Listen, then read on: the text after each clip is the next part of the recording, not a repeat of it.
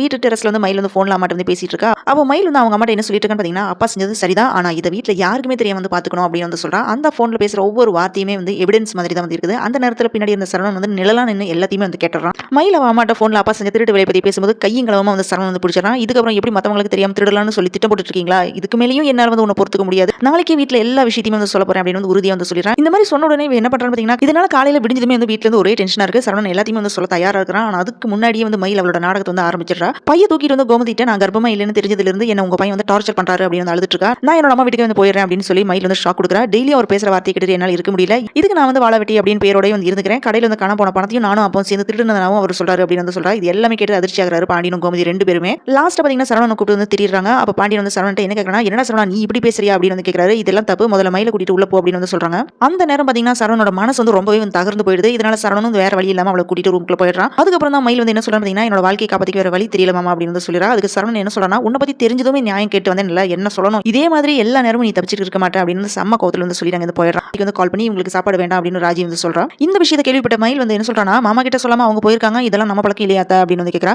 ஆனா கோமதி காமா என்ன சொல்றாங்கன்னா, அதெல்லாம் பெரிய விஷயம் இல்ல அப்படின்னு வந்து சொல்லிடுறாங்க. மயில் உள்ளுக்குள்ள வந்து ஃபயர் ஆகுறா. அவரோட மனசுல வந்து என்ன திங்க் பண்றானா, என்னடா இவங்க எல்லாமே ராஜி பக்கம் தானா அப்படின்னு வந்து நினைக்கிறா. வில்லன் மோடுல மயில் என்னென்ன பண்றாங்க அப்படின்றத டீடைலா தெரிஞ்சுக்க வீடியோ ஃபுல்லா பாருங்க. வீடியோட லிங்க் வந்து டிஸ்கிரிப்ஷன்ல கொடுத்துருக்கேன். அதே மாதிரி ரிலேட்டட் வீடியோலயும் வந்து அட்டாச் பண்ணிருக்கேன். இந்த வீடியோ பிடிச்சதுனா லைக் பண்ணுங்க, ஷேர் பண்ணுங்க. அரேபியன் அணி சேனலை மறக்காம சப்ஸ்கிரைப் பண்ணி சப்போர்ட் பண்ணுங்க.